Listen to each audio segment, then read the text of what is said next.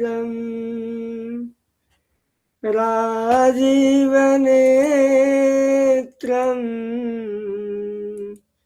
रघुवंशनाथम्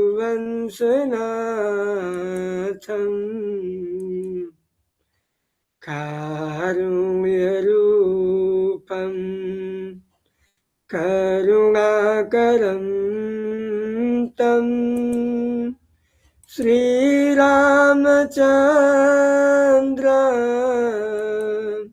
शरणं प्रपद्ये श्रीरामचन्द्र शरणं प्रपद्ये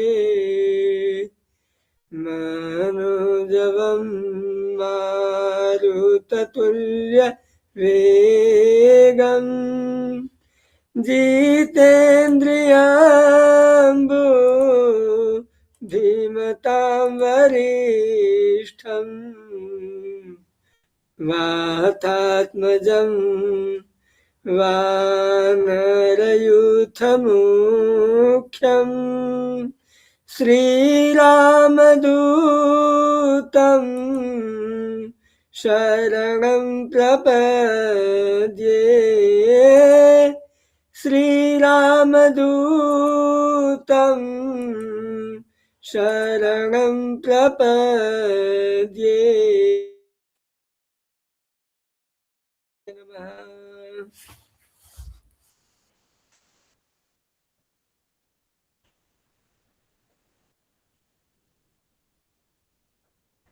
सर्वेभ्यो नमो नमः।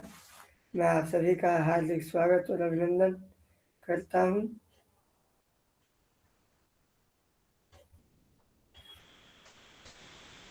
एक वर्षीय डिप्लोमा प्रोग्राम कर्मकांड व ज्योतिष की सम्मिलित कक्षा में आपका हार्दिक स्वागत और अभिनंदन है। मैं आप सभी को नमस्कार करता हूँ।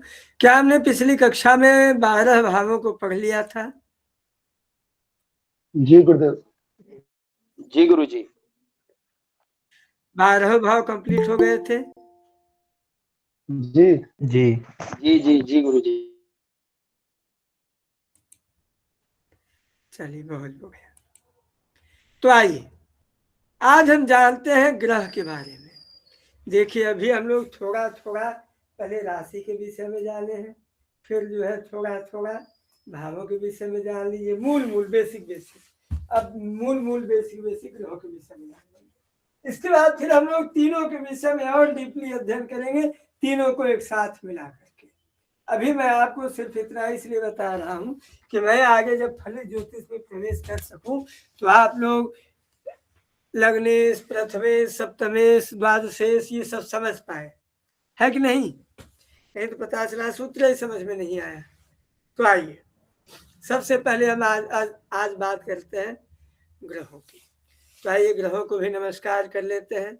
ग्रहों को नमस्कार करने का एक मंत्र है, आप सबको भी याद रहना चाहिए, और प्रातःकाल उसका पाठ करने से ग्रहों का जो है फल अनुकूल मिलता है।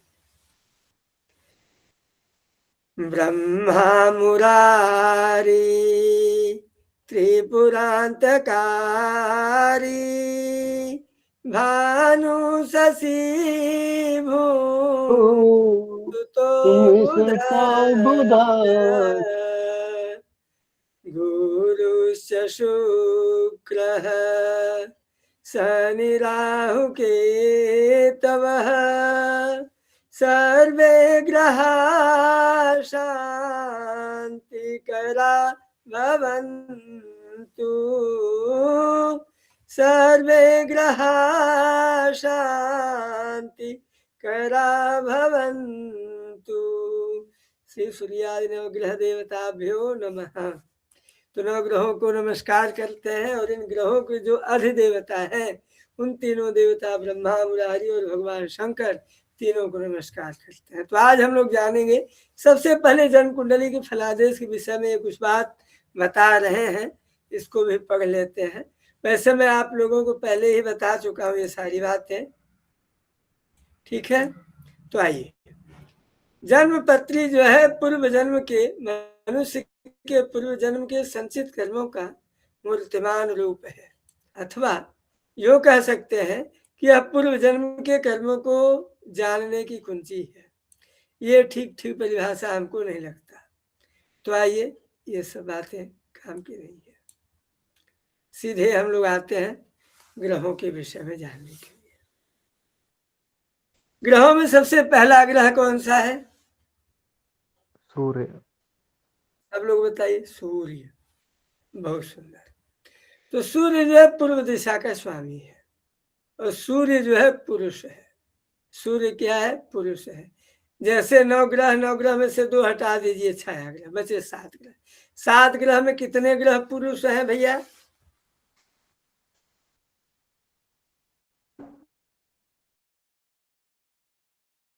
तीन है, तीन। गुरुजी राहु केतु को छोड़ के बकाया सभी हैं। बाकी सभी पुरुष हैं।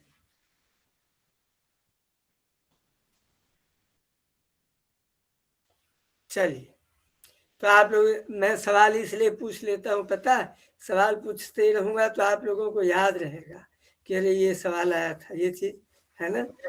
तो सातों ग्रहों में म्यूट कर लीजिए, बात म्यूट कर लीजिए। सातों ग्रहों में एक सूर्य पुरुष है, एक बृहस्पति पुरुष है,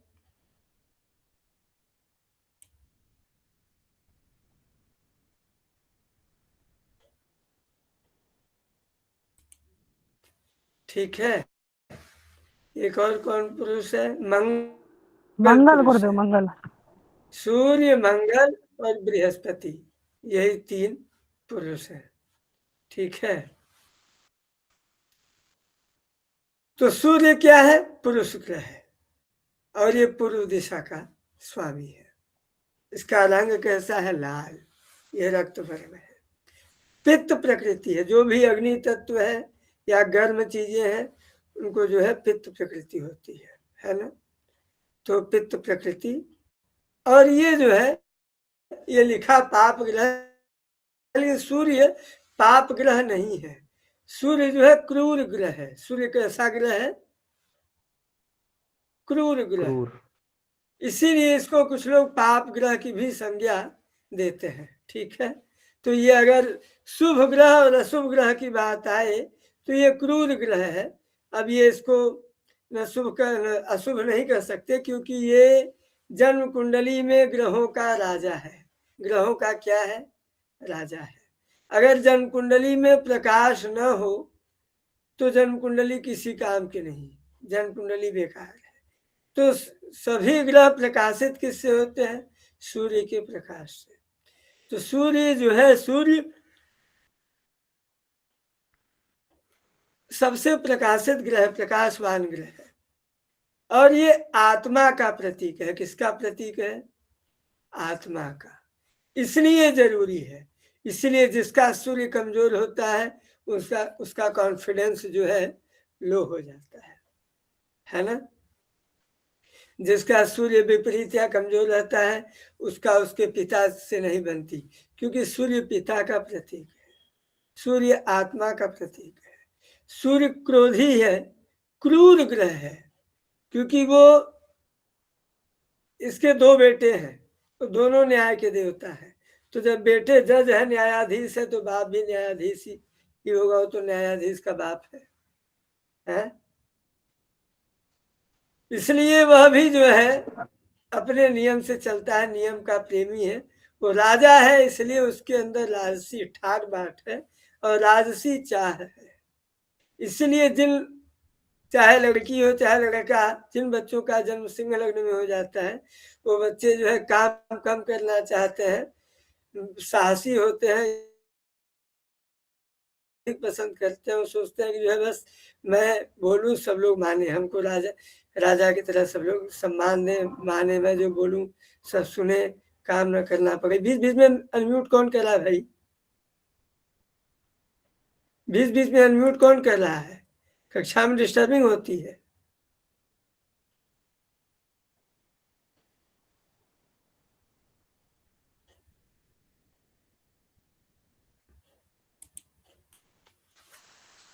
चलिए, सूर्य जो है आत्मा है, सूर्य स्वभाव है, सूर्य क्या है? स्वभाव है।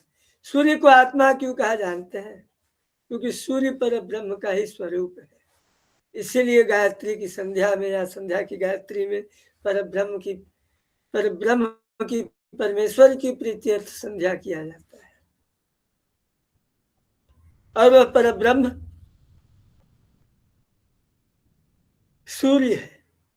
सूर्य प्रत्यक्ष देवता है, सूर्य दिखाई देता है।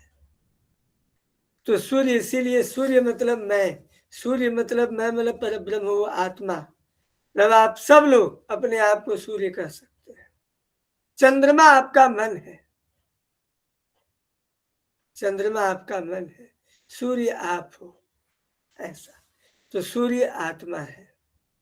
तो सूर्य जब आत्मा है तो स्वभाव, आरोग्यता, राज्य, देवालय का सूचक और पितृकारक, पिता का कारक सूर्य है। पिता के संबंध में इससे विचार किया जाता है। इसके अलावा नेत्र, कलेजा, मेरुदंड, स्नायु, हड्डी आदि अवयवों पर इसका विशेष प्रभाव पड़ता है। लग्न से सप्तम स्थान में बलि माना गया है। कहाँ माना गया है? लग्न से सप्तम स्थान में। मकर से 6 राशि पर्यंत चेष्टा बलि है। इसको हम शॉर्टकट में इसको एक ट्रिक से बता देंगे तो आपको याद आ जाएगा, याद हो जाएगा। अभी बताएंगे, आप लोग इसको कंफ्यूज हो जाएंगे। ये लाइन आप लोग छोड़ दीजिएगा, ठीक है? इसको हम आपको एक ट्रिक से बताएंगे, वो एकदम कंफर्म हो जाएगा। और सूर्य से जो है शारीरिक रोग, सिर दर्द, अपचन मतलब पेट की खराबी, क्योंकि सिंह जो है काल पुरुष के स्थान में सिंह कहाँ है? पेट पर, है ना? इसलिए पेट की समस्याएं, क्षय मतलब टीबी, महाज्वर, बुखार, अतिसार, पाचन क्रिया का खराब होना, आंख की समस्या, मानसिक रोग, उदासीनता, कॉन्फिडेंस, लो कॉन्फिडेंस, खेद, अपमान, कलह आदि का विचार सूर्य से किया जाता है। क्लियर? अभी हम आपको राशि बताएंगे तो उसी राशियों में बताएंगे कि कौन ग्रह कैसे कितना मजबूत होता है, ग्रह का किस प्रकार से बल होता है, ठीक है? सूर्य में कोई समस्या?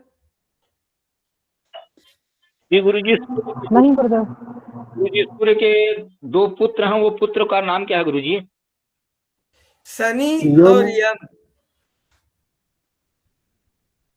है ना? शनि महाराज वो ज्योतिष में न्यायाधीश है, यम महाराज वो नरक के अधिपति, वो वहां पर न्यायाधीश है। तो न्याय के 2 ही देवता, यम और शनि। चलिए। गुरुदेव, हाँ, जैसे गुरुजी अभी आपने बताया था कि जो मतलब कि इसका जन्म सिंह लग्न में होता है और वो मतलब काम कम करता है, आर्डर ज्यादा देता है, ये काम वहाँ करो, ये काम वहाँ करो, तो गुरुजी इसको कह सकते हैं कि नेतागिरी करता है? नहीं, ये राजा होता है, राजा राजा होता है भाई। जी। ये राशि ठाट बाट है, तो उसको उसके माँ बाप उतना प्यार देते हैं, इसलिए माँ बाप ने राजा बनाया है कि कोई और थोड़ी ने राजा बनाया है। तो राशि ठाट बाट है, उसकी किस्मत है। उसको नेतागिरी का नाम देखिए क्यों बदनाम करोगे भाई? जी। चल,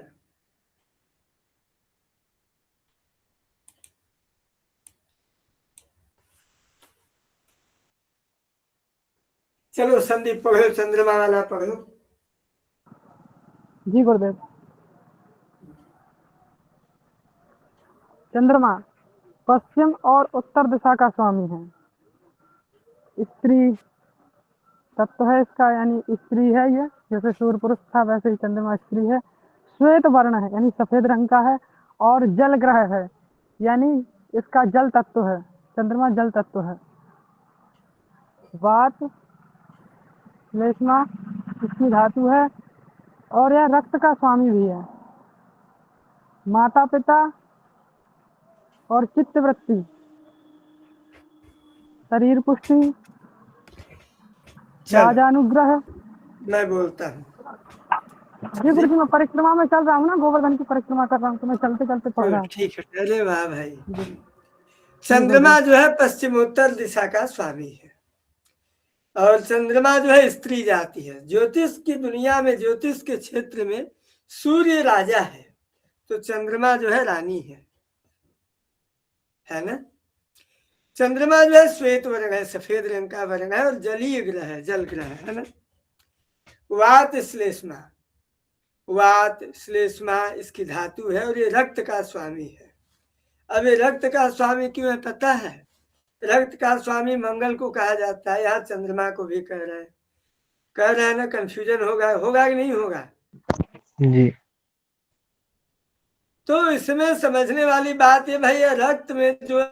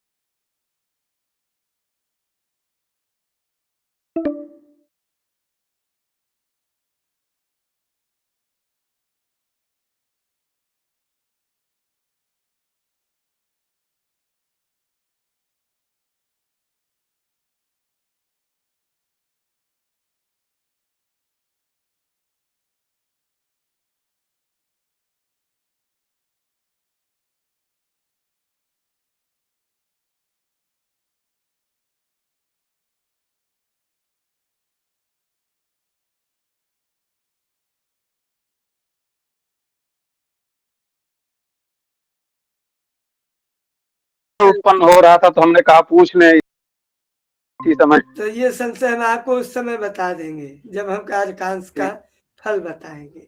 वो तत्काल जी। के लिए जिस समय बच्चे का जन्म लीजिए तब अभी जान लीजिए, छोड़िए, है ना। तो जिस समय बच्चे का जन्म होता है, अब जैसे बच्चा अगर दिन में जन्म होगा तो बच्चे के लिए पिता का कारक, पिता का विचार करने वाला सूर्य हो जाएगा, और उसके कुंडली में जो पिता का कारक है उससे भी विचार होगा। अगर रात में जन्म होगा तो पिता का विचार सूर्य से नहीं किया जाता, तब पिता का विचार शनि से किया जाता है। तो जब भी आप कुंडली देखेंगे तो कुंडली में जब भी पिता का विचार करेंगे, अगर दिन का जन्म है तो पहले सूर्य का ही विचार करेंगे, उसके बाद उसमें कुंडली में भी विचार करेंगे कि इसका पिता का कारक कौन ग्रह बन रहा है, तो दोनों का वहां समायोजन करेंगे, है ना, दोनों का। लेकिन जो मूल तत्व है वो यहाँ पर जो बताया जा रहा है वो वही हो, जहाँ भी हो। जैसे अगर कहीं मान लीजिए सूर्य उसका खराब हो गया, सूर्य की स्थिति कहीं गड़बड़ हो गई, तो हम उसको तुरंत बोलेंगे भाई कि आपके पिताजी की स्थिति यहाँ पर ये गड़बड़ होगा। ऐसे चंद्र जिसका चौथा भाव खराब होगा, जिसका चंद्रमा खराब होगा, उसकी माता जी का स्वास्थ्य गड़बड़ रहता होगा, या तो फिर जो उसके घर में गाय बछिया मर जाती होगी, ये सारे संकेत हैं। तो ये तो मूल है। बाकी तत्काल वर्तमान समय में कुंडली में कौन सा कार्यकांश में कौन ग्रह हो रहा है वो उसमें मिल करके सहयोग करेगा। कुंडली में क्या है, छोटी छोटी चीजें मिल करके, कई चीजें मिल करके एक हो जाती है और उसका फाइनल फलादेश करती है। समझ गए बात भैया? यानी दोनों के फल का जो है समन्वय कर लेंगे, उसके बाद फलादेश पे पहुंचेंगे कि क्या होना चाहिए। बिल्कुल मैंने शुरू में ही बताया था कि कुंडली का फलादेश करने के लिए विवेक ज्ञान जरूरी है। और विवेक ज्ञान कैसे होगा? जब 25 ठो किताब पढ़ेंगे, गुरुजी से पूरा पढ़े रहेंगे, पूरा दिमाग में अपने जोड़े घटाए रहेंगे, समझे रहेंगे, तब आप उसको कोई भी चीज आपके सामने दिखेगा तब आप अपने मन में मंथन करेंगे, समन्वय करेंगे सभी सूत्रों का, तब उससे जो निकलेगा फलादेश वही कहलाएगा विवेक ज्ञान, वही कहलाएगा फलादेश, कहलाएगा ना। जी गुरुदेव। चलिए, क्या नाम है आपका? जी धर्मेंद्र मिश्रा, धर्मेंद्र नाथ मिश्रा। बहुत सुंदर, बहुत बढ़िया। चलिए अब आगे चलते हैं। अब जो है मैंने बताया सूर्य जो है पिता का कारक है, तो चंद्रमा जो है माता का कारक है। सूर्य राजा है ग्रहों में, तो चंद्रमा जो है रानी है। अभी हम ग्रहों की चर्चा कर रहे हैं, ग्रहों से परिचय कर रहे हैं। क्या कर रहे हैं? परिचय कर रहे हैं। कौन ग्रह कैसे बली होगा, कब क्या करेगा, ये भी आगे ये भी बताएंगे। ठीक है। तो सूर्य ये चंद्रमा जो है मन है, चित्त की वृत्ति। मन क्या होता है? जो सुख दुख का जो अनुभव करता है वो मन है ना। सुख दुख का अनुभव आत्मा नहीं करता, मन करता है। अब ये मन क्या करता है भाई? तो अब कोई कह देगा कुछ, आपको बुरा लग जाएगा, है ना। जब बुरा लग जाएगा तो दुख होगा, रात भर सोचेंगे कि उसने हमको कह दिया, उसकी हिम्मत कैसे हुई ये कह दिया। रात भर कर भले कुछ न पाए, लेकिन रात भर मंथन विचार करते रह जाएंगे। तो जो चित्त की वृत्तियां हैं, जो मन है, मन का संकल्प विकल्प है, मन का विचार है, मन की कल्पनाएं हैं इत्यादि, ये सब मन का, सब चंद्रमा का कारक है। इसीलिए जिनकी कुंडली में चंद्रमा खराब हो जाता है, चंद्र ग्रहण दोष हो जाता है, लोग सोचते बहुत ज्यादा है। जिनकी कुंडली में द्रुम योग होता है, उनके वो क्या करते हो, इतना 20 दिन बाद कोई घटना होने वाली है उसके बारे में पहले से ही भी हो जाए, फिर भी उसके लिए निगेटिव सोचते रहेंगे। ये सब चंद्रमा का खराबी है। चलिए, चंद्रमा जो है शारीरिक पुष्टि, शरीर की सुंदरता, मतलब शीतलता, दिमाग का, शरीर का ठंडापन, शारीरिक पुष्टि, राजा का अनुग्रह, संपत्ति, और चौथे स्थान का कारक है। याद रखिएगा, चौथा स्थान का क्या नाम था? सुखेश। सुखभाव गुरुदेव, सुखभाव। सुख। तो चौथे का नाम सुख था, तो सुख का स्वामी कौन? सुख लेने वाला कौन? मन। मन का स्वामी कौन? चंद्रमा। तो चौथे भाव का कारक कौन? चंद्रमा। ठीक है जी। क्यों धर्मेंद्र जी, ठीक है ना? जी गुरुदेव, लेकिन सर जी गुरुदेव, एक चीज यहाँ कंफर्म होना चाह रहा हूँ। जैसे चतुर्थ हाँ भाव का तो हो गया, सुखेश हो गया, भवन भूमि मकान माता सब देख लेते हैं उससे। हाँ। लेकिन लेकिन हर व्यक्ति का जो लग्न होगा, लग्न के और चंद्र कुंडली के हिसाब से तो चौथा भाव का मालिक बदल जाएगा। ये बताओ, ग्रहों का परिचय बताऊं कि अभी फलादेश करना शुरू करूं? आपके नहीं, सारे जैसे सारे प्रश्न निकाल के आप रखो, मैं आपके प्रश्नों का उत्तर दे लूंगा, उसके बाद मैं ग्रहों का पढ़ाऊंगा प्रेम से, कोई समस्या नहीं प्यारे। आप ना, आपके नहीं पहले गुरुदेव, जितने संशय हैं वो संशय क्लियर करो, मैं ग्रहों का परिचय बाद नहीं में नहीं दूंगा। नहीं गुरुदेव, मैं ये जानना चाहता हूँ, जैसे हाँ चतुर्थ भाव माता राम, चंद्रमा हाँ का आपने। माता राम, जस्ट अभी पहुंच गया हूँ, मतलब कि आधा घंटा हो गया लगभग, पहुंच गया हूँ।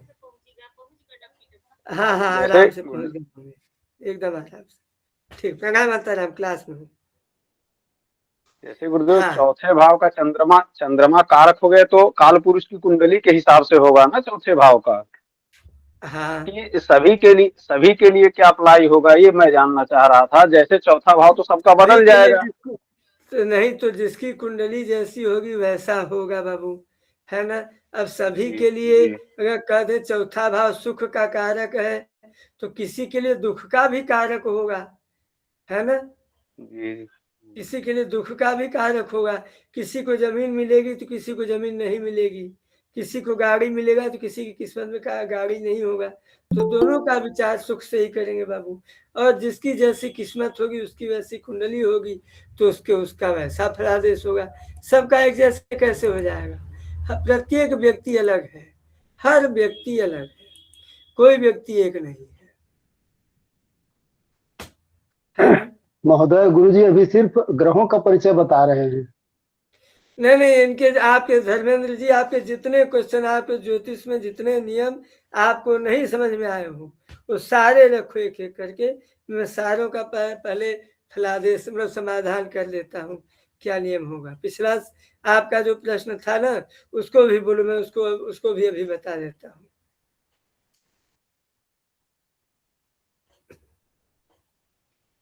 और कोई प्रश्न, कोई संशय, समस्या धर्मेंद्र जी? नहीं गुरुदेव, ठीक है। हाँ, चलिए अब आपको मैं सारे प्रश्नों का उत्तर अब दे रहा हूँ एक पंक्ति में। क्या है?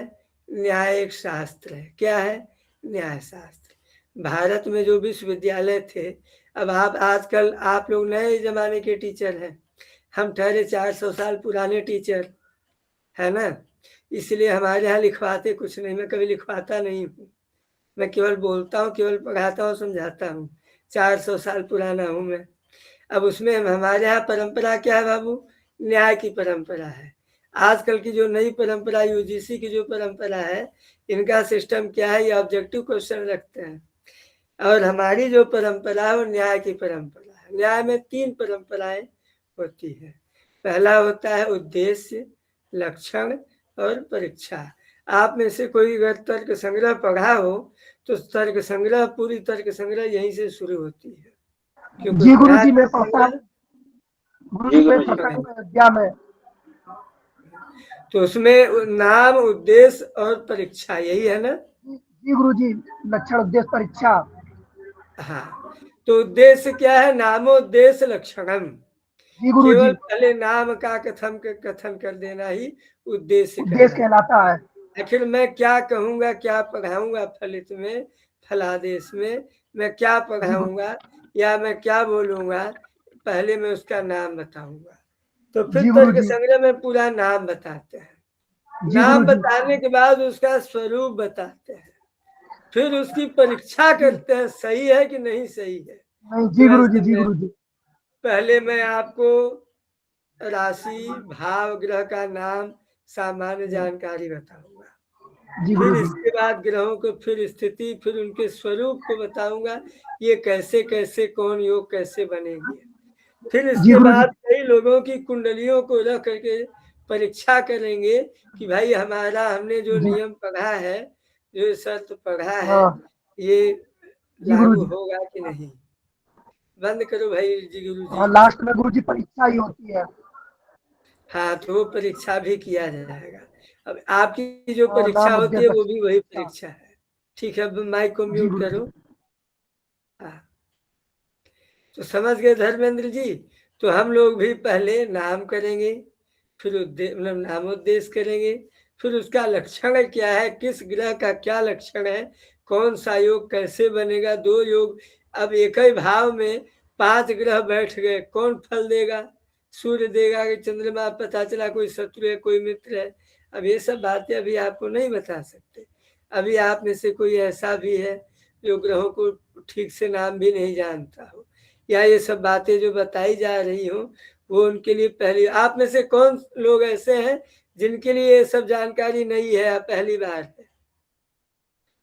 हमारे लिए नहीं है गुरुजी। जी गुरुदेव, हमारे लिए भी नहीं है, क्योंकि मेरा विषय भी नहीं रहा। लेकिन जब उस दिन पढ़ा रहे थे, कारकांश बनाए थे, उसमें तो आत्मकारक वगैरह, तो हम उसको ये समझे कि हर व्यक्ति का तो अलग अलग हो जाएगा इस हिसाब से। उसी पे संशय हुआ कि जब वहां गुरु, चंद्रमा, कोई भी आत्मकारक हो सकता है, तो सूर्य की ही बात क्यों? इसी प्रश्न के लिए मुझे संशय हो रहा था, और कोई बात नहीं गुरुदेव। उस प्रश्न का संशय इसलिए है कि अभी तक आपने गणित में पूरा पढ़ लिया है, अब आप शुरू से पूरा फलित भी पढ़ेंगे, है ना? शुरू से तो कारक में भी पहुंचेंगे। कोई भी जब कारकांश या कोई भी फलादेश जब आगे आपके विरुद्ध दिखे तो आप ये समझ लेना कि दोनों में से बली कौन है। धर्मेंद्र जी, अर्थ संग्रह, अर्थशास्त्र ये कहता है कि जब भी श्रुति में और स्मृति में जब विरोध हो तो श्रुति मान्य होगी, तो श्रुति जो वैदिक प्रमाण है वो मान्य होगा। तो वैसे ही जब आपके दो बातों में यहाँ पर विरोध हो तब उसको समझ लेना चाहिए कि उनका समायोजन कर लेने से इसका फलादेश होगा। ज्योतिष में बहुत सारे आगे विरोध धर्मिता दिखेगी। हाँ वनिता भल्ला जी, आप क्या कहना चाहती हैं? गुरुजी वो आपने सैटरडे को जो पढ़ाया था वो भी शाम तक मैंने देखा, उसकी रिकॉर्डिंग नहीं अपलोड की, मुझे एक बार देखनी थी। अब ये सवाल ना 8-9 बजे के बाद रखिएगा, ये सब बातें, रिकॉर्डिंग ठीक है, इत्यादि ठीक की है। बातें, है ना। आपकी क्या बाहरी क्या कक्षा से संबंधित कोई बात हो तो वो पूछिए। नहीं, आप पूछ रहे थे ना कि कौन पहली बार कर रहा है ये, तो इसलिए मैंने हैंड रेज किया था। कक्षा छूटती है इत्यादि ये सब जिम्मेदारी आपकी है, कक्षा करिए, अच्छे से पढ़ाई नहीं, करिए। मैंने मैं कर ली चाहता थी हूँ कि अच्छे से आप कर ली थी, पर मैं एक बार दोबारा करिए। उसको देखना चाह रही थी, इम्पोर्टेंट लगी मुझे इसलिए। ये मकर से 6 राशि में इसका चेष्टा बल होता है। ये बल मैं आपको बाद में बताऊंगा, पहले तो अभी मैं आपको त्रिकोण राशि, स्वराशि ये सब बताऊं, इसके पहले मैं आपको ग्रहों का परिचय बता दूं, है ना। तो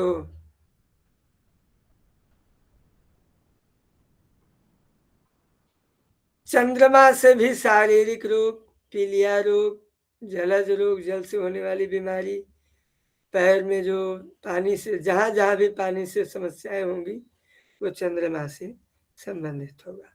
कफ की समस्याएं होंगी वो भी चंद्रमा से, पीने से संबंधित वो भी समस्या, मूत्रकृच्छ ये भी, स्त्री जन्य रोग, मानसिक रोग, फालतू में भ्रमण, पेट एवं मस्तिष्क का विचार चंद्रमा से किया जाता है। अब चंद्रमा बली रहेगा तो चंद्रमा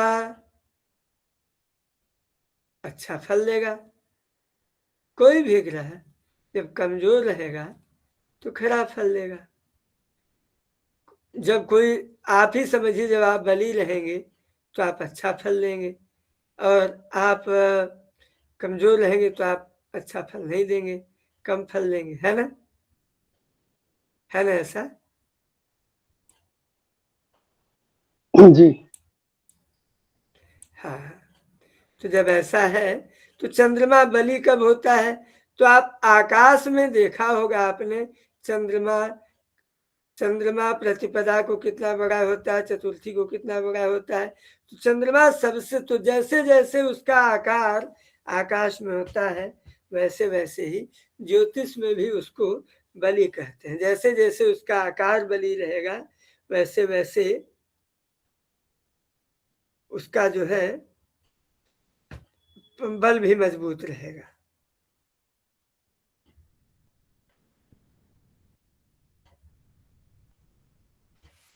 चंद्रमा सबसे बली आकाश में कब आपने देखा है? पूर्णिमा। शरद पूर्णिमा को गुरुदेव, शरद पूर्णिमा को। अच्छा, और अगर कमजोर कहूं तो सबसे अमावस्या कमजोर गुरुदेव, अमावस्या। अमावस्या। अच्छा अच्छा, अब अमावस्या को तो एकदम गायब रहता है, पहले ही दिन जब उदय होगा तो जो है पहले ही दिन तो एकदम मजबूत तो हो नहीं जाएगा। कोई भी चीज जब, जैसे जब बच्चा, ग्रहों में भी क्या है, ग्रहों में हमने 3 अवस्थाएं बताई। जब राशि में बता रहा था आपको, राशि आप लोग धैर्यपूर्वक सुन रहे थे, तो राशि आपको बता रहा था, तो आपको मैं एक बात बता था, याद है कि बात आपको मैं बताया था कि कोई भी राशि, कोई भी ग्रह जब आएगा तो 3 अंश का होगा, तो वो शिशु होगा, एकदम बच्चा या मृतक। यही 6 अंश 8 अंश पहुंच जाएगा तो 6 अंश 8 अंश तक वो शिशु रहेगा, वो एकदम बालक रहेगा, शिशु नहीं।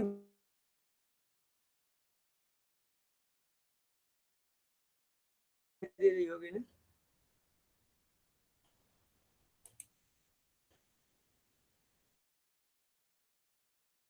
फिर वो 15 अंश तक एकदम युवा रहता है। युवा रहने के बाद फिर वो प्रौढ़ होता है, 20 अंश 21 अंश बाद प्रौढ़ होता है, 24 अंश के बाद वृद्ध हो जाता है, 27 अंश के बाद तो 28 अंश के बाद तो मृत हो जाता है, मरा। ऐसे ही चंद्रमा का भी है। तो चंद्रमा को अगर हम 1 से 15 पूर्णिमा 30 अमावस्या ऐसे माने तो सबसे बली चंद्रमा किस पक्ष से किस पक्ष तक रहेगा आप लोग अनुमान कर सकते हैं ना? जी गुरुदेव। जी शुक्ल पक्ष से। हाँ, जब आप अनुमान कर सकते हैं तो वो अनुमान है कि कृष्ण पक्ष से ये षष्ठी लिखा है, शुक्ल पक्ष की 10वीं तक क्षीण चंद्रमा रहने के कारण चंद्रमा उस समय पाप ग्रह होता है। अब धर्मेंद्र जी, हम चंद्रमा को न तो पाप ग्रह में गिनते हैं न तो शुभ ग्रह में। तो इसीलिए क्योंकि कृष्ण पक्ष की षष्ठी से लेकर शुक्ल पक्ष की 10वीं तक क्षीण चंद्रमा रहने के कारण पाप ग्रह, और शुक्ल पक्ष की 10वीं से चंद्रमा एकदम बड़ा सा हो जाता है।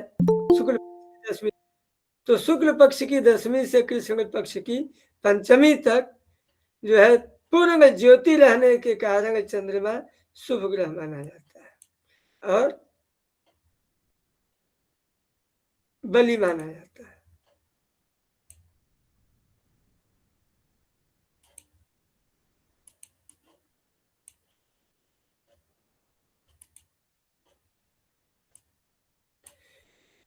अब बलि चंद्रमा ही चतुर्थ भाव में अपना पूर्ण फल देता है। ये बात की बातें हैं, इसको बाद में बताएगा, ठीक है? आइए, चंद्रमा में किसी को कोई समस्या, कोई प्रश्न?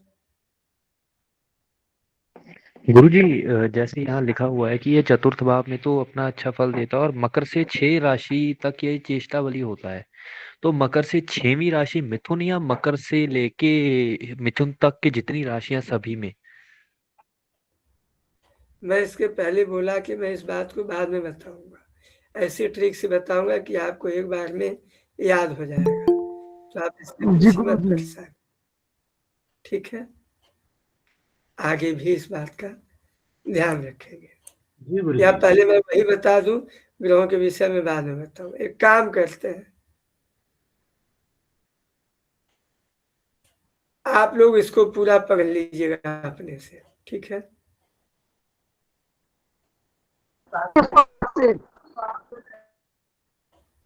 गुरुजी आप पढ़ाइए कि फिर ऐसा है कि कुछ समझ नहीं आएगा गुरुजी।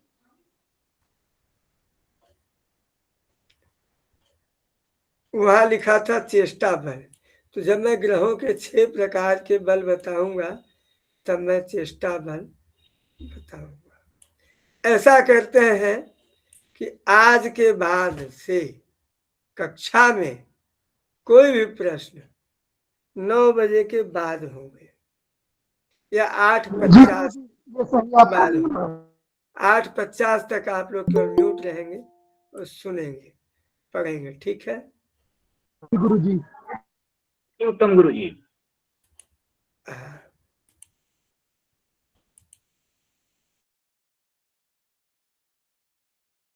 ये जो बीच में आते हैं ये लोग कक्षा में, आप लोगों की वजह से कक्षा डिस्टर्ब होती है, समय से आया करें कृपया। चलिए, मंगल की बात करें भैया। मंगल जो है दक्षिण दिशा का स्वामी है, पुरुष जाति है, पित्त प्रकृति है, रक्त वर्ण है, अग्नि तत्व है, यह स्वभाव से पाप ग्रह है, धैर्य तथा पराक्रम का स्वामी है, तीसरे और छठे स्थान में बलि और द्वितीय स्थान में निष्फल होता है, 10वें स्थान में दिग्बली और चंद्रमा के साथ रहने से चेष्टा बलि होता है। यह भातृ और भगनी, भाई और बहन का कारक है। बुध, ये बुध जो है उत्तर दिशा का स्वामी है, नपुंसक है, त्रिदोष प्रकृति है, श्याम वर्ण है, पृथ्वी तत्व है, पाप ग्रह सूर्य मंगल राहु केतु शनि के साथ रहने से ये अशुभ हो जाता है, और जब शुभ ग्रहों के साथ होगा, पूर्ण चंद्रमा के साथ होगा, पूर्ण गुरु के साथ होगा, शुक्र के साथ होगा, तो ये शुभ फलदायक हो जाता है। कौन? ये बुध। ये जो है ज्योतिष विद्या, चिकित्सा शास्त्र, शिल्प, कानून, वाणिज्य और चतुर्थ और दशम स्थान का कारक है बुध। ये जितने भी अकाउंटेंसी इत्यादि जितने भी चीजें हैं सबका कारक यही होता है। चतुर्थ स्थान में रहने से निष्फल होता है ये। इससे जिह्वा और तालु आदि उच्चारण के अवयवों का विचार किया जाता है। इससे वाणी, गुह्य रोग, संग्रहणी, बुद्धिभ्रम, मूक, आलस्य, वात रोग एवं श्वेत कुष्ठ आदि का विचेर विशेष रूप से ये वाणी का भी कारक है। इसलिए अगर किसी की कुंडली में हकलापन या तोतलापन या बोलने की समस्या हो तो उसमें बुध की खराबी है। ठीक है। गुरु जो है पूर्वोत्तर दिशा का स्वामी है, पुरुष जाति है। ये बुध जो है नपुंसक है। बुध क्या है? नपुंसक है। बुध और शनि ये दोनों नपुंसक है। बुध और शनि ये दोनों नपुंसक है। शनि को कहीं कहीं स्त्री भी माना जाता है, तो वो भी हम आपको समय रहने पर बताएंगे कब स्त्री होगा कब पुरुष होगा। चलिए, गुरु जो है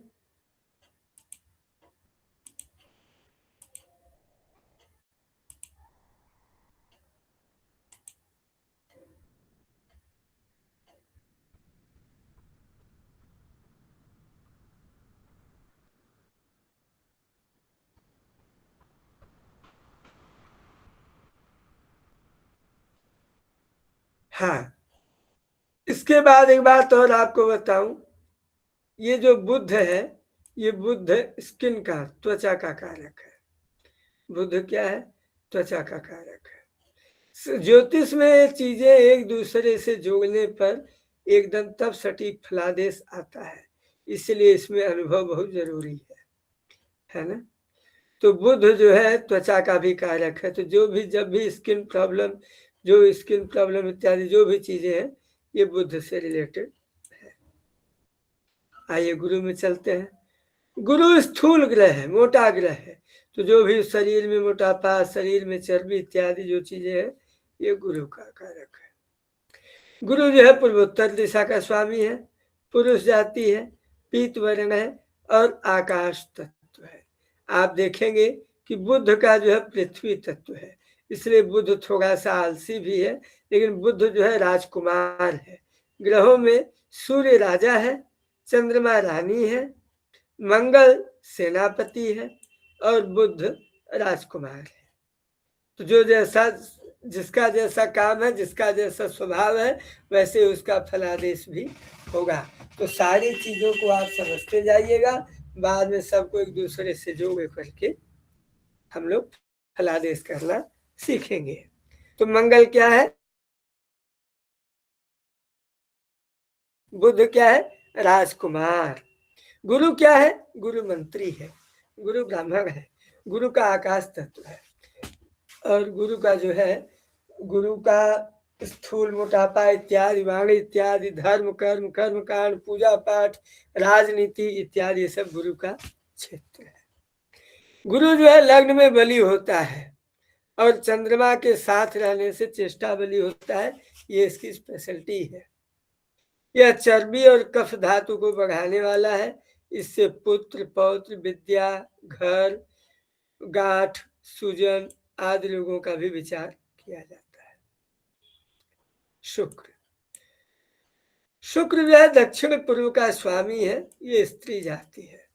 आप देखेंगे तो आप पाएंगे कि जो हमारे 7 ग्रह हमारे सौर मंडल में हैं, उसमें जो वीनस है, शुक्र है, वो सबसे खूबसूरत और सबसे चमकीला ग्रह है, सबसे सुंदर ग्रह है। इसे सौंदर्य की देवी भी कहा जाता है।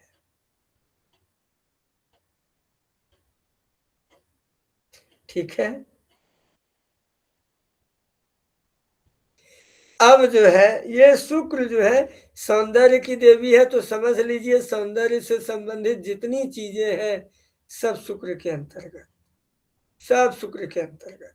इसका जो पूजा पाठ में जो सिंबल बनाया जाता है वो भी स्टार, क्योंकि शुक्र सबसे चमकीला ग्रह, सबसे सुंदर ग्रह जो है माना जाता है।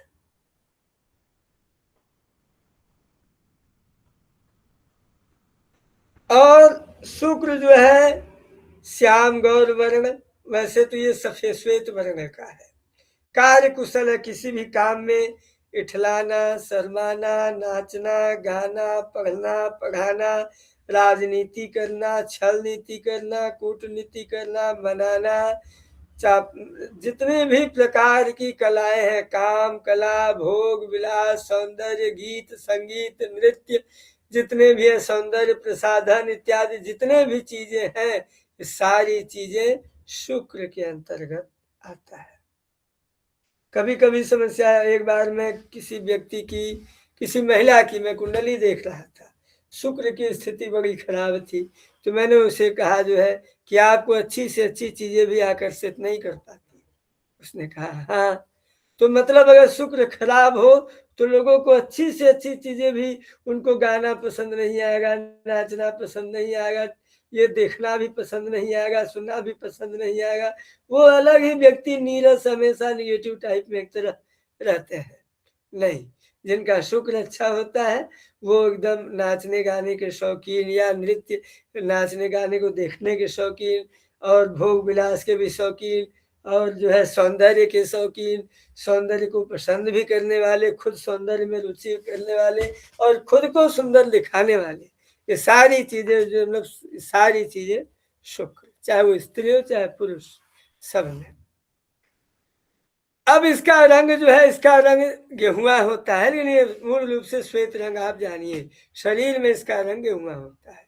छठे स्थान में निष्फल होता है, सातवें में अगर हो जाए तो अनिष्टकारक होता है। ये जलीय ग्रह है, इसलिए कफ, वीर्य इत्यादि धातुओं का कारक माना गया है। काम, इच्छा, गान विद्या, काव्य, पुष्प, आभरण मतलब श्रृंगार, नेत्र, वाहन, सैया, स्त्री, कविता आदि का कारक है। दिन में जन्म होने पर इससे माता का विचार किया जाता है। अगर रात में, अब देखिए यहाँ पर एक विचार है, चंद्रमा दिन में उदय होता है कि रात में उदय होता है? तो रात में उदय होता है, इसलिए रात में जन्म हो तो माता का विचार चंद्रमा से, अगर दिन में जन्म हो तो माता का विचार शुक्र से किया जाता है। सांसारिक सुख, भौतिक सुख का विचार भी इसी ग्रह से होता है। चलिए शनि ग्रह, शनि ग्रह पे बात कर लेते हैं। हम शनि के विषय में तो आपको अभी मैं इन सब के विषय में तो और एकदम विस्तार से मैं आपको बताऊंगा, लेकिन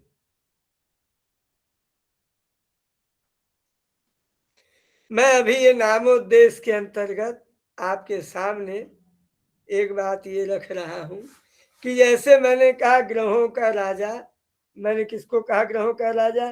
सूर्य को। सूर्य। तो जब ग्रहों का राजा सूर्य है तो मैंने इसमें हमारे ग्रहों में दो पार्ट कर लीजिए। कितने पार्ट कर लीजिए? दो पार्ट, एक शुभ एक अशुभ, एक शुभ और एक अशुभ। दूसरा आप क्या है भाई, तो जो शुभ वाली टीम है उसको नाम दे दीजिए देवगण, और जो अशुभ वाली टीम है उसको नाम दे दीजिए राक्षसगण। ठीक है, सपोज दैट ये है नहीं, अब इसको सिद्धांत मत मान लीजिएगा। एक हमसे आपको एक कुछ चीज बताना चाहते हैं, इसलिए वो चीज हम आगे भी बताएंगे, फिर भी जो है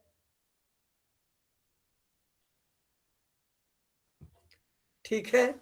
तो जैसे देवताओं के तरफ का, देवताओं का राजा कौन है ग्रहों में? सूर्य है ना।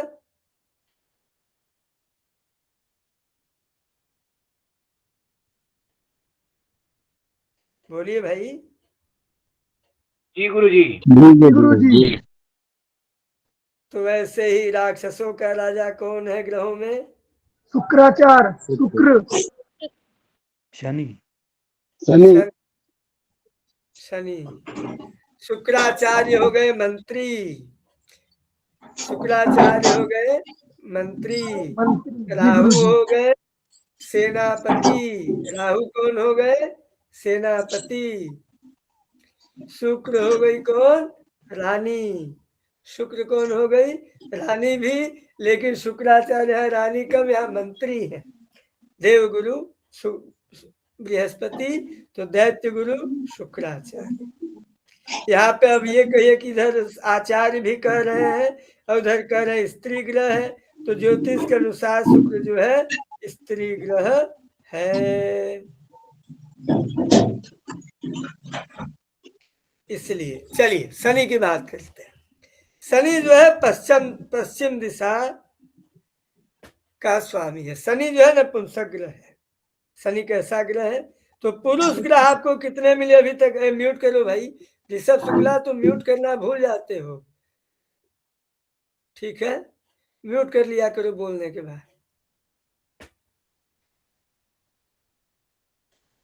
पुरुष ग्रह कितने मिले आप लोगों को? बताएं आप लोग। 3 3 मिले, सूर्य, बृहस्पति और मंगल। बहुत सुंदर, सूर्य और बृहस्पति और मंगल, बहुत सुंदर। और नपुंसक ग्रह कितने मिले हैं? 2। 3 2। कौन कौन से? बुध बुध और शनि। बुध और शनि। बहुत, कोई 3 भी कह रहा था, तीसरा भी बताओ। गुरुजी आपने चंद्र का बताया। अच्छा नहीं, वो कंफ्यूजन हो गई थी, माफ कीजिए, 2 ही है।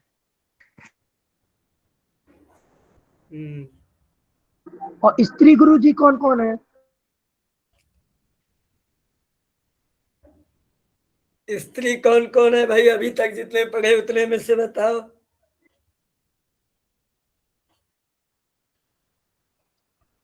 चंद्रमा और शुक्र।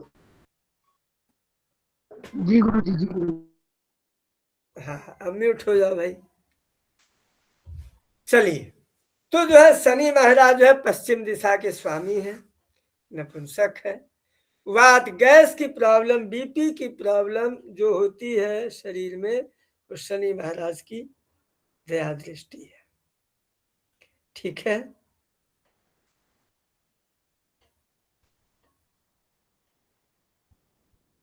और आप ब्लड प्रेशर जितनी समस्याएं, मैं आपको इसका उदाहरण भी दूंगा,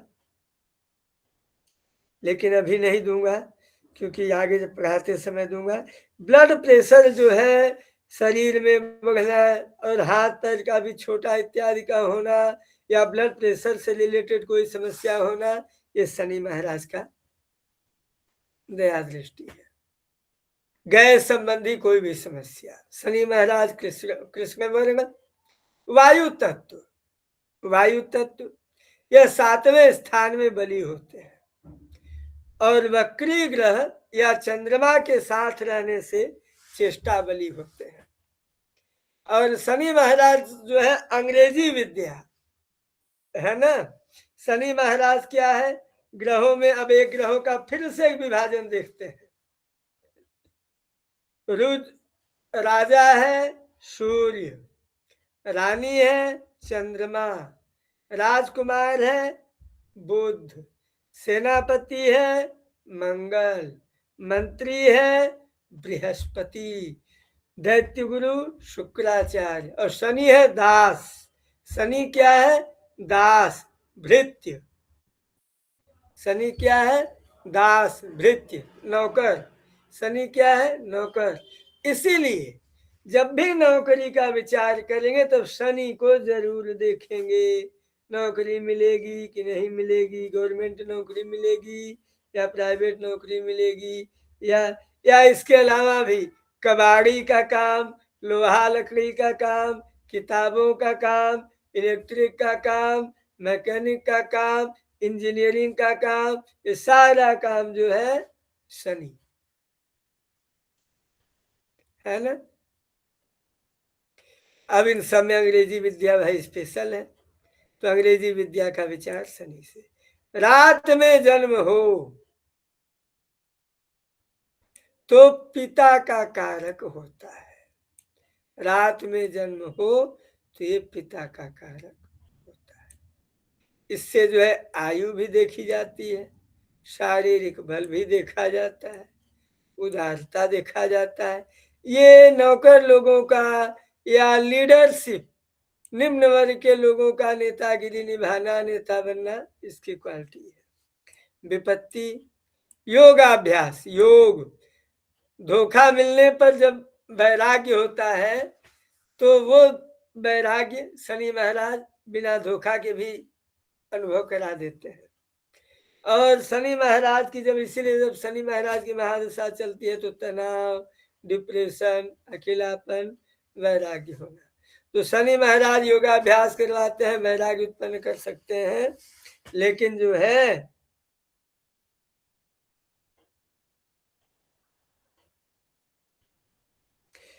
अगर कहें कि मुक्ति मोक्ष, तो वो शनि महाराज का क्षेत्र नहीं है। शनि महाराज का क्षेत्र है केवल वैराग्य तक, साथ में प्रभुता, ऐश्वर्य, मोक्ष, ख्याति, नौकरी। मोक्ष में और भी है, इसलिए मैंने इसको कहा कि मोक्ष में केतु भी मूल कारक मोक्ष का केतु है। तो जब शनि, जब जहां पर दो नियमों का विरोध हो जाए तो उन दोनों को मिला दीजिए। कि ख्याति मतलब प्रसिद्धि, नौकरी एवं बेहोशी इत्यादि, मूर्छा इत्यादि बीमारी, ब्लड प्रेशर की बीमारी, चक्कर की बीमारी, ये सब शनि महाराज से होता है। चलिए अब आगे की चर्चा हम लोग कल करेंगे। छाया ग्रह की चर्चा कल करेंगे, आज पर्याप्त है। या तो अगर इतना चाहे तो राहु जो है दक्षिण दिशा का स्वामी है, कृष्ण वर्ण है, क्रूर ग्रह है। जिस स्थान पे रहता है उस स्थान की उन्नति को रोकता है राहु। और केतु जो है क्रूर ग्रह है, चर्म रोग, नानाजी, हाथ पांव और भूख कष्ट इत्यादि का विचार किया जाता है। कल हम लोग और भी चर्चा इसके आगे करेंगे। आज की कक्षा को यहीं विराम देते हैं। किसी का कोई प्रश्न हो तो पूछ सकता है। स्वागत है।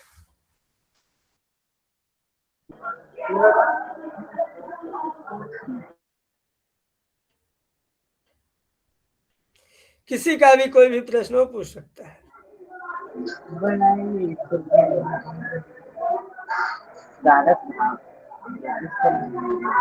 गुरुजी वीडियो को अपलोड कर दिया करो तो थोड़ा दोबारा देख ले। अच्छा चलो ठीक है, कर दिया करेंगे समय निकाल के। जी गुरुजी, प्रणाम गुरुजी। खूब खुश रहो बाबू, खूब प्रसन्न रहो। गुरुदेव, राहु जैसे दक्षिण दिशा का है, मंगल भी दक्षिण दिशा का है, तो थोड़ा इस पे प्रकाश डाल दीजिए कि कैसे उसका निर्धारण करेंगे, किसको माना जाएगा फिर। अच्छा, अगर हम कह दें राहु कुजवत, राहु मंगल की तरह, समस्या आपकी खत्म।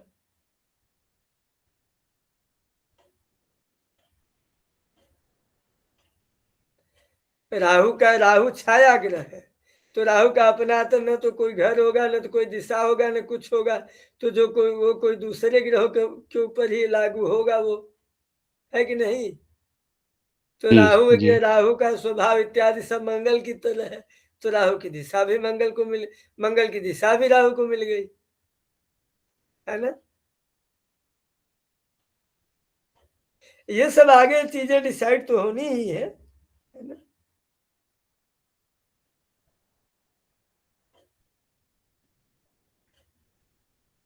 और किसी का कोई प्रश्न?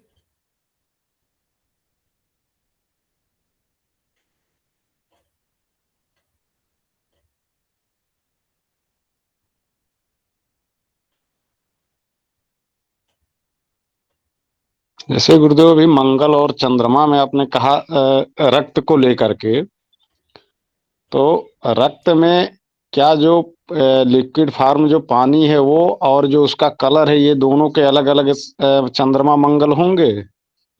हाँ बिल्कुल बिल्कुल। यानी अगर रक्त की कमी हो रही है, पानी की कमी हो रही है उसके शरीर में, तो हम चंद्रमा को मानेंगे। और यदि ब्लड में जैसे मज्जा वगैरह जो खून के अंदर की ओर भाग हैं, उसके लिए हम मंगल को मानेंगे। बिल्कुल बिल्कुल, यही अभिप्राय है दोनों से। नहीं, इसमें अगर मज्जा को भी अलग करेंगे तो बृहस्पति महाराज भी और ग्रह भी आ जाएंगे, लेकिन चंद्रमा पहले से ही ऑलरेडी है। तो बस ये आपने जो अभिप्राय समझा है यही अभिप्राय है, बिल्कुल सही अभिप्राय है। जैसे कि अब ऑपरेशन करते समय खून गिरता है खून न, तो वहां पे प्रधानता खून के पतले होने की नहीं है, वहां प्रधानता खून की हो गई। इसलिए ऑपरेशन इत्यादि चीड़ फाड़ इत्यादि एक्सीडेंट कट जहां खून गिरे ये मंगल का क्षेत्र आया। ठीक है जी गुरुदेव। और कोई प्रश्न?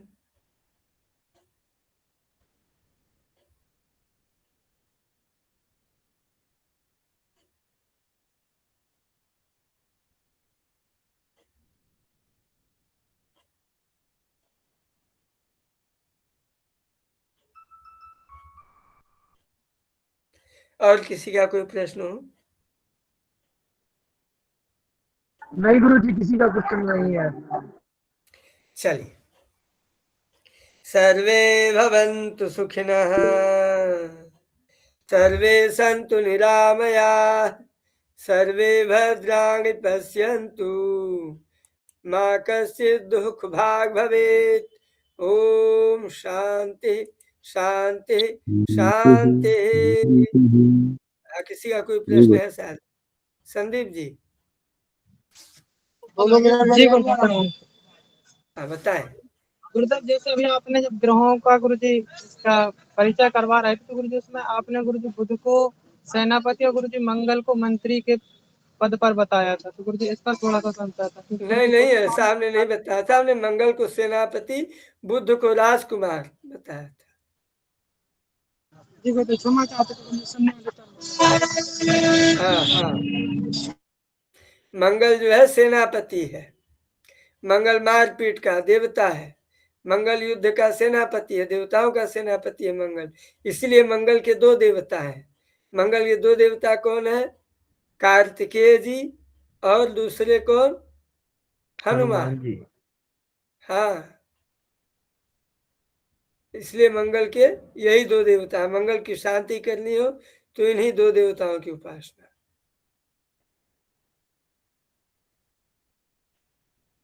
चलिए ठीक है, कक्षा को विराम दिया जाता है। मेरी बात को बुरा नहीं मानना आप लोग।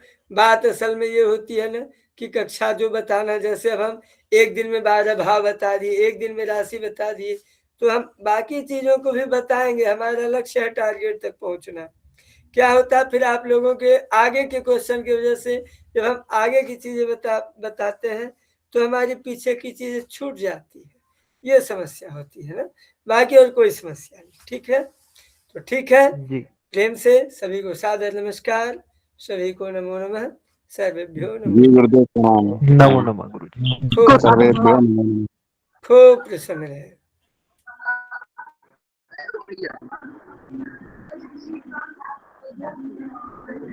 सभी दिग्गजनों को सादर प्रणाम मेरा।